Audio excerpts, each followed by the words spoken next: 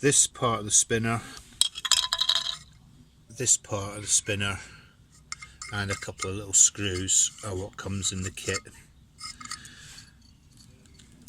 This is a 30mm aluminium piece of bar that I cut to length so that the spinner doesn't foul the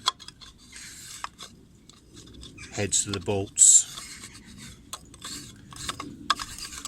when it's fully screwed in. So you see how it's just starting to touch the heads of the bolts.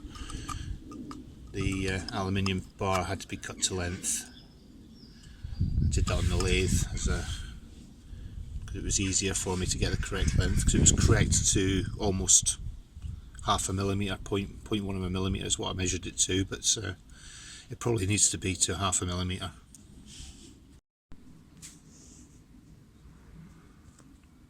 On the rear of this car's got a much thicker spacer. I don't know if you can see it in there, a much thicker spacer. There's the thicker spacer.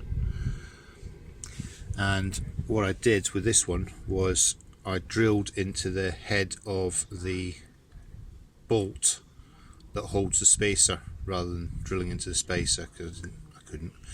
So I drilled into the head of the bolt that holds the spacer. So the rear is much more secure than the front, because the front's only got a 5mm spacer. I think what I may need to do on the front is actually drill into the hub and tap the hub, because some of the screws on the front are working their way loose.